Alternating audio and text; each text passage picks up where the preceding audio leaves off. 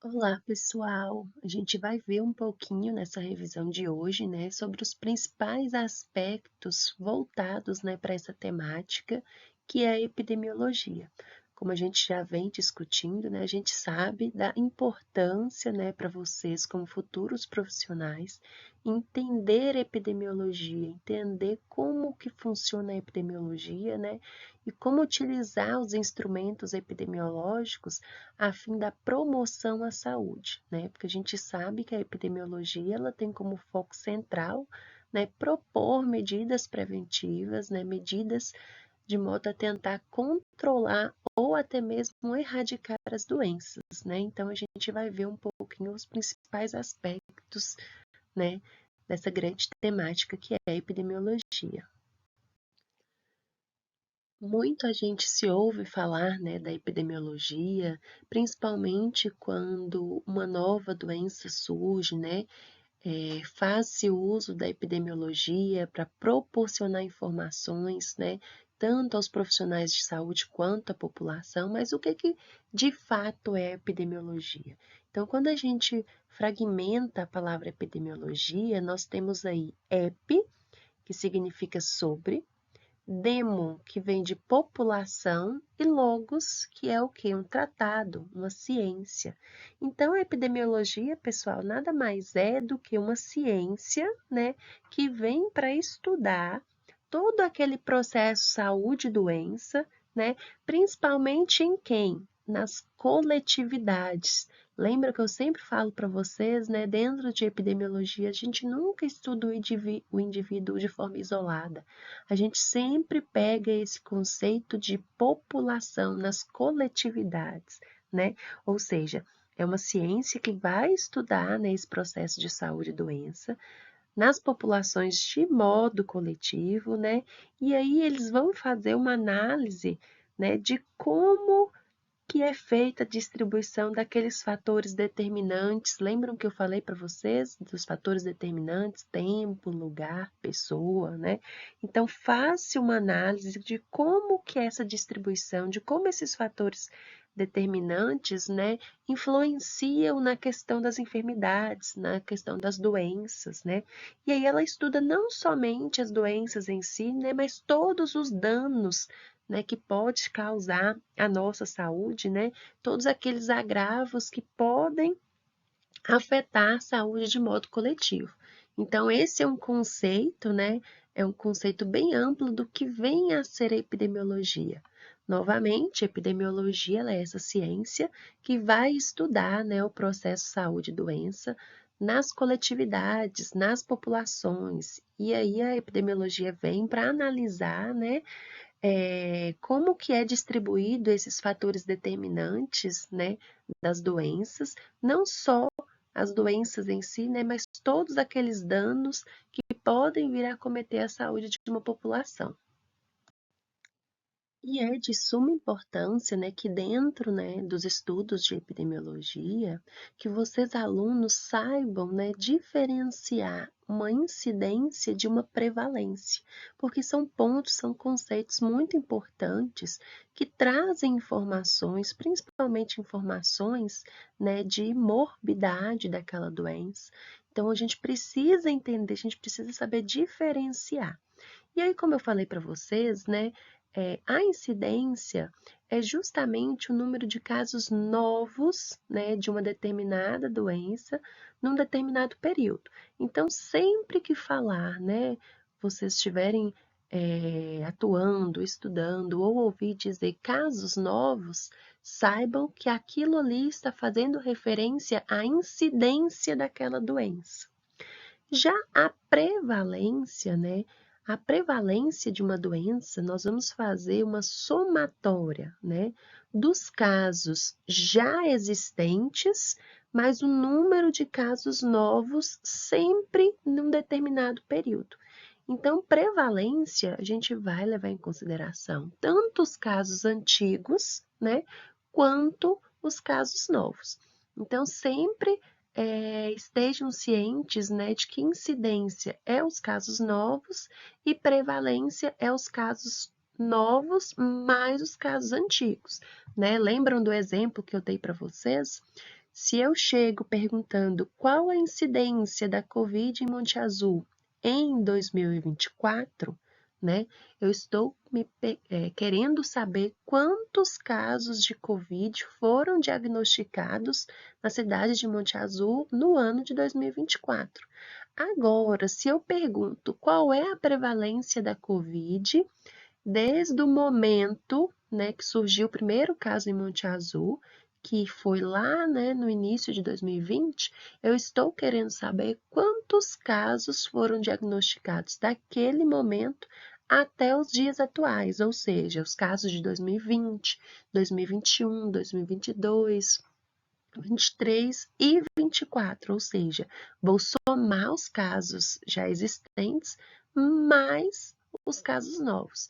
Então, a gente precisa ter, né, em mente esses conceitos de incidência e prevalência.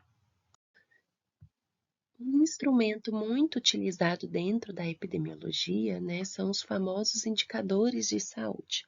E como nós já vimos, né, esses indicadores, eles são frequências, né, que vai fornecer para a gente informações relevantes, né, informações importantes sobre a condição de vida de uma população, né, de como que está o desempenho, né, do sistema de saúde, né, que é ofertado àquela população. Então, como vocês podem ver aí na imagem, né, esses indicadores são medidas que são utilizadas para a gente poder facilitar, né, a gente fazer uma avaliação, fazer uma quantificação, né, de como que está, né, a saúde de uma determinada população. E aí, lembram que eu falei para vocês que esses indicadores de saúde, né, eles precisam apresentar confiabilidade, mensurabilidade, ser indicadores de validade, ou seja, né, ter a capacidade de medir o que realmente a gente pretende, né? Então, esses indicadores, eles são essas medidas que vai nos fornecer essas informações que são muito importantes, porque a partir desses indicadores, a gente tem um panorama geral, né, de como que está a saúde daquela determinada população. E aí, esses indicadores de saúde, né, como a gente viu, eles podem ser classificados, né? A gente tem uma classificação, um subconjunto dos indicadores de saúde. Então, nós temos indicadores de mortalidade, que vai trazer para a gente o quão as pessoas morrem em virtude daquela doença. Nos traz indicadores de morbidade, né? Que é o quê? O número de casos daquela doença. Nós temos os indicadores nutricionais, que são indicadores que vão mostrar para a gente como anda, né, a alimentação daquela pessoa. Então, por exemplo, nós temos aqueles indicadores que vai definir a taxa, né, a proporção de adultos que está acima do peso, que está já em nível de obesidade. Nós temos aqueles indicadores demográficos, né, que são indicadores, por exemplo, que a gente consegue avaliar a população, né, segundo a faixa etária, segundo o sexo daquela população. Nós temos os indicadores socioeconômicos que vai trazer para a gente, né, uma visão de como que está, principalmente a questão de renda daquela família. Então, nós temos aí o PIB, nós temos o renda per capita. Então, todos aqueles indicadores que trazem para a gente uma noção, né, de renda daquela população, são esses indicadores socioeconômicos. Nós temos os indicadores ambientais, que vai mostrar para a gente como que está a qualidade do solo, como que é a qualidade da água, a qualidade do ar, né, que aquela população está ali inserida, né, naquele ambiente. E nós temos também os indicadores dos serviços de saúde. Lembram que eu falei para vocês que eles podem ser divididos em indicadores de insumos, ou seja, né, quantos, por exemplo, medicamentos, né, são ofertados àquela população, a quantidade de número de leitos, a quantidade de equipamentos, a quantidade de mão de obra, né? O que seria essa mão de obra? A quantidade de profissionais que são destinados a atender aquela população. Nós temos os indicadores de processo, né? Por exemplo, avaliam quantas cirurgias são realizadas, quantas consultas são ofertadas. E nós temos também os indicadores de resultado. Lembra aquele exemplo que eu dei para vocês, que são os indicadores, por exemplo, de cobertura vacinal, para avaliar se aquela prática preventiva ali, ela está sendo de fato, né, adotada pela população. Então, nós temos vários tipos de indicadores de saúde que permitem, que possibilita a gente fazer inferências de como está a saúde daquela determinada população. Outro ponto bastante importante, né, são os determinantes sociais em saúde. Lembra que eu sempre falo para vocês, né, que saúde não é apenas a ausência de doença, que saúde é um completo bem-estar físico, mental e social, ou seja, né, nós temos os fatores, né, que culminam, né, no quesito saúde de uma determinada população. E esses fatores são esses determinantes. E aí podem ser determinantes sociais, políticos, econômicos, né? São todos aqueles fatores que vão criar condições, né, para que as pessoas elas possam viver, que as pessoas elas possam aprender, que elas possam trabalhar, que elas possam se divertir. Então, esses são os determinantes sociais em saúde, né? Então, nós temos ali ó, a questão da alimentação, da educação, do ambiente de trabalho, né? Então, assim, questões ambientais, como, por exemplo, o município, por exemplo, proporcionar, né, água tratada, um sistema de saneamento básico, oferecer condições dignas de moradia, né? Entra aí na questão de habitação. Então, tudo isso são os determinantes, né, que contribuem, né, para a questão da saúde de uma determinada população. Então, são condições que favorecem, né, que promovem, fazem a promoção da saúde. Por trás da epidemiologia, né, estão as vigilâncias epidemiológicas que a gente vem tanto estudando. Essas vigilâncias epidemiológicas, né, são instituições que são responsáveis por uma série de etapas. Que etapas essas que eu resumi nesse slide aí para vocês. Então, qual é a principal, não, a primeira função da vigilância epidemiológica, né? Fazer a coleta de dados. Então, responsabilidade da vigilância epidemiológica, né? Quando, por exemplo, surge uma nova doença ou acontece um surto de uma doença que já existia, é responsabilidade da vigilância epidemiológica, né? Realizar essa coleta de dados, né? Coletar as informações que são necessárias para subsidiar, né? As interpretações, as análises que vão culminar, né, posteriormente aí no levantamento daquelas medidas preventivas. Então, o primeiro ponto é a realização dessas coletas de dados. Uma vez que esses dados eles são coletados, eles vão passar pelo processamento. Então, esses dados, né, a vigilância epidemiológica, vão fazer esses processamentos de dados, porque a partir desse processamento é possível fazer análises, né? É possível fazer interpretações desses dados. Né? A partir daí, a gente já começa a ter um panorama daquela situação. Então, por exemplo, se a gente está falando aí da Covid, né? Eles vão, realizar essa coleta de dados. O que seria essa coleta de dados? Quantas pessoas são acometidas? Quantas pessoas entram num estado mais grave da doença, quantas pessoas vêm a óbito, né? Quais são os grupos mais afetados. Então, tudo isso entra dentro da coleta. Então, esses dados que são coletados passam por esses processamentos, né? Para que assim eles possam ser analisados, eles possam ser interpretados. Então, por exemplo, só um exemplo didático mesmo que eu vou citar aqui para vocês, pegando esse gancho da Covid. Eles fazem as coletas e aí eles identificam que a Covid atinge mais pessoas idosas. Então, assim, qual é a possível interpretação que ele pode fazer a partir disso, né?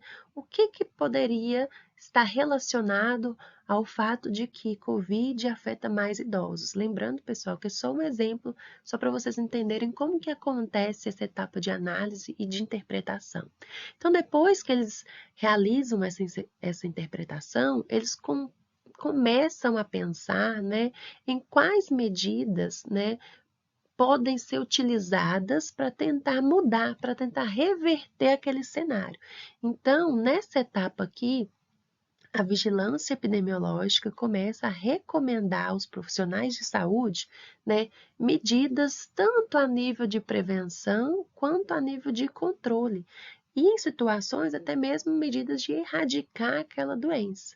Uma vez que essas medidas elas são recomendadas, né, são pensadas agora em como promover, em como realizar essa promoção da saúde através dessas ações de prevenção e controle. Então aqui essas medidas, elas de fato, elas são instaladas naquela população, naquela comunidade, né, naquele meio social, com a intenção que de mudar aquela problemática que foi evidenciada através lá do primeiro ponto, que foi na coleta de dados. Então, uma vez instaladas essas recomendações, essas medidas, essas ações, né, depois de um determinado período, como eu sempre falei para vocês, é de extrema importância que aconteça o quê? Uma avaliação da eficácia. Por quê?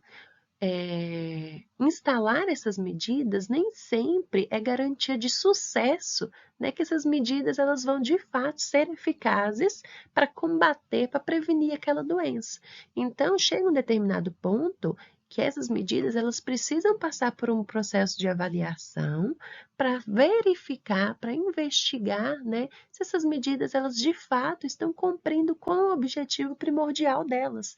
Ou seja, né, será que essas medidas elas estão sendo eficazes? Então, aí é necessário fazer essa avaliação. Por quê? Se essas medidas elas de fato forem eficazes, ótimo, né? Mantém essas medidas. Mas se de um outro lado é observado, né, o insucesso com essas medidas, né, é hora de se pensar em alternativas, né, ou de mudar essas medidas ou tentar fazer uma readequação para que de fato elas cumpram com seus objetivos. E aí não adianta apenas você fazer a avaliação, você precisa divulgar essas informações para a população. Então, por exemplo, né, vamos utilizar aí essas campanhas de imunização como exemplo, né? Nas campanhas de imunização, pretende-se o que com elas? Fazer com que as pessoas elas se dirijam às unidades básicas de saúde e aí agora elas recebam, né, através da vacinação, a imunidade no qual elas precisam, né, para poder ser acionada quando elas entrarem em contato com aquele agente etiológico causador da doença. E aí, na etapa de avaliação, por exemplo, a gente pode estar fazendo uma cobertura vacinal, né? Então, pode-se avaliar quantas pessoas foram vacinadas e quantas pessoas desenvolveram a doença mesmo após a vacinação. A partir disso daí, né, se eu percebo que a vacina ela se mostrou eficaz, que ela proporcionou anticorpos, né, e proporcionou imunidade para aquele paciente, e aí as pessoas estão diminuindo o número de casos da doença, isso é um resultado positivo, mostra, né, a eficácia e da vacinação, e é preciso divulgar isso, né, é preciso mostrar para a população que a prática da vacinação, ela mostra resultados benéficos, ou seja, né, essa etapa de divulgação das informações. Não só divulgar quando a gente obtém sucesso, mas divulgar também, né, caso a gente obtenha aí um cenário negativo, né, que seria no caso desse exemplo aí, mostrar que a vacina ela não está sendo eficaz. Então, tudo isso aqui faz parte, né, são ações, são as funções da vigilância epidemiológica, desde a coleta de dados, né, até a divulgação, né, se essas medidas que foram recomendadas, elas estão sendo de fato, né, eficazes. Tudo isso faz parte aí, né, da vigilância epidemiológica. Bom, pessoal, para a gente finalizar, né, vamos falar um pouquinho de um assunto que é muito importante, né, dentro da epidemiologia, que são os níveis de prevenção. Esses níveis de prevenção, eles fazem parte de um método para poder controlar as doenças, né, para poder prevenir as doenças através de medidas, né, através de intervenções que pode acontecer em vários estágios.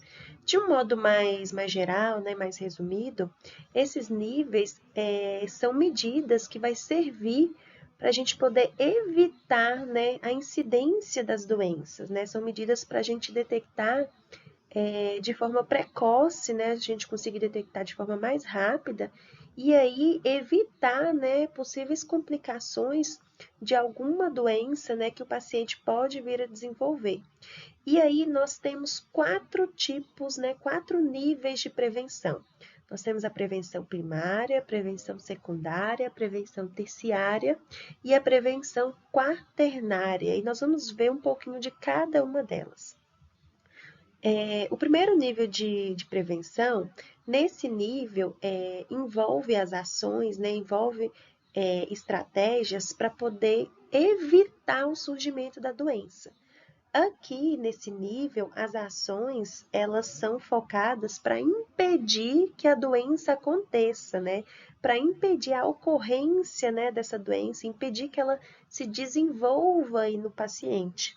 Então, o objetivo primário aqui, né, nessa prevenção, nesse nível de prevenção primária, é reduzir a incidência dessas doenças, né? É promover o bem-estar geral, né, da população. E aí, nesse nível, ela foca principalmente em diminuir, né, os fatores de risco e aumentar os fatores que são protetivos. Aqui é tudo aquilo, né, todos aqueles cuidados para impedir de fato que a doença ela aconteça. Então eu trouxe aqui alguns exemplos, né, para vocês verem na prática como que são as medidas usadas na prevenção primária. Então, por exemplo, nós temos a vacinação, nós temos que vai prevenir, né, que a pessoa ela se contamine com o agente infeccioso e desenvolva a doença, né? Nós temos a atividade física, por exemplo, para poder controlar a obesidade. Nós temos aí, né, a prática de uma alimentação balanceada, por exemplo, que acaba por manter, por exemplo, às vezes, né, o sistema imunológico do paciente. Então, a gente sabe que tem alimentos que contribuem, né, para melhorar o sistema imunológico. Tem aí o uso de cinto de segurança, que evita, né, que o acidente, por exemplo, que a pessoa possa sofrer, evite danos a esse paciente. Evitar o tabagismo, reduzir, né, ou então cortar de vez o consumo de álcool, o uso de preservativos, né, para prevenir a pessoa de pegar uma doença sexualmente transmissível, o uso de capacete para quando a pessoa vai utilizar, né, motocicletas. Então, tudo isso são ações, né, que está dentro do nível de prevenção primária, tá? E aí, nesse momento aqui, nesse nível primário, é o momento pré-clínico. Por quê? Porque aqui a pessoa ela não tem nenhuma doença ainda. Nós temos também o nível secundário de prevenção. Nesse nível aqui, vai envolver todas aquelas medidas para poder detectar os problemas de saúde. Então, aqui, as ações que está dentro do nível secundário está muito voltada, né, para o rastreamento das doenças, né? São as medidas que a gente utiliza para poder detectar de forma mais rápida, né, de forma precoce, no estágio bem inicial da doença. Então, são as ações voltadas para poder facilitar esse diagnóstico e, consequentemente, né, melhorar o tratamento e prevenir que essa doença ela se agrave, né, que a doença se avance. Então, aqui vai ter como exemplo, né, todos aqueles exames para poder rastrear. Então, envolve os exames para poder detectar o câncer, exames laboratoriais para identificar dislipidemias, né, que a gente sabe que é o acúmulo de lipídios, os exames para identificar diabetes, exames para poder, igual na criança, né, o teste do pezinho, tudo que você faz de modo a rastrear, de modo a detectar uma doença, está classificado no nível secundário, né, na prevenção secundária. Nós temos também o nível terciário de prevenção. Aqui, gente, a doença já está instalada. Aqui o paciente ele já tem a doença já foi diagnosticada. E aí as ações aqui é baseada em buscar reduzir, né, os prejuízos, diminuir as perdas, né, evitar possíveis danos futuros.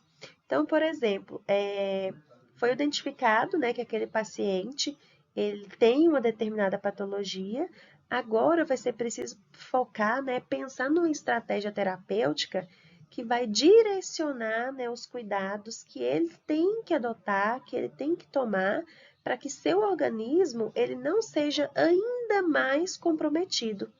Aqui, o foco é reduzir as complicações, né? Então, a gente tem aí, ó, por exemplo, o paciente ele é diabético. Então, o que que ele tem que fazer, né, para prevenir, por exemplo, que ele desenvolva aquela condição de pé diabético, né? Então, aqui ele já tem a doença e aí ele vai adotar medidas para evitar que essa doença, ela se avance, né? Que ela traga mais complicações. Então, por exemplo, envolve aqui, né, todas aquelas etapas que a gente utiliza para reabilitação. Então, por exemplo, a pessoa passou por um acidente cerebrovascular, então toda aquela etapa de reabilitação entra na prevenção terciária. E, por exemplo, o paciente, né, ter aquele acompanhamento de um profissional responsável para poder assegurar que ele está tomando as devidas medicações. Então, assim, aqui ele está tomando a medicação porque ele já tem um problema de saúde. Então, acompanhar se esse paciente ele está ou não tomando, né, as medicações corretas, entra no nível de quê? De prevenção terciária. E por fim, nós temos também a prevenção quaternária. Essa prevenção aqui, pessoal, ela foi criada, na verdade, esse nível, ele foi criado para poder garantir que o paciente, né, aqui ele já tem a doença também, aqui já a doença já está instalada, né? Aqui o foco é garantir que esse paciente ele não esteja passando por intervenções médicas inapropriadas, né? Ele vai prevenir aqui medidas que são medidas desnecessárias no paciente, né? A proposta inicial é prevenir o que a gente chama de hipermedicalização do cuidado, que nada mais é, né, do que o uso excessivo, por exemplo, de medicamentos. E outro objetivo também dessa prevenção quaternária, né, é evitar, por exemplo, intervenções invasivas desnecessárias. Por exemplo, submeter o paciente a cirurgias, a exames que não têm necessidade, né? Então, por exemplo, aqui, registrar se esse paciente ele está apresentando algum efeito adverso àquele medicamento, averiguar, né, se o caso desse paciente ele realmente precisa de uma cirurgia, porque às vezes a condição que o paciente tem ali, né, a doença que ele tem, apenas com a utilização de medicamentos consegue resolver. Às vezes nem precisa de cirurgia. E aí a prevenção quaternária justamente está aí para poder certificar que o paciente ele não passe por intervenções que não sejam de fato necessárias. Então, por exemplo, aqui envolve muito você acompanhar, né, a evolução, né, daquele paciente. Aqui envolve muito você pensar se existe a necessidade de um procedimento invasivo, por exemplo. Então, tudo isso que é feito na prevenção quaternária é para evitar, né, essas intervenções médicas, que são intervenções muitas vezes desnecessárias. Então, bora lá. Nós temos o nível primário. Aqui no nível primário é para evitar a doença. Aqui as medidas é tudo aquilo para chegar ao ponto da doença não se desenvolver. O nível secundário, né, é para já rastrear aquela doença, né? Rastrear de forma rápida, né, para você logo já iniciar um tratamento e ter grandes chances de recuperação. No nível terciário, a doença ela já está instalada. aqui o paciente já tem a doença. As ações aqui e as medidas preventivas é para evitar possíveis complicações. E por fim, nós temos o nível quaternário, né? Que é para poder evitar todas aquelas ações que são ações desnecessárias. Então, nós temos hoje esses 4 níveis de prevenção.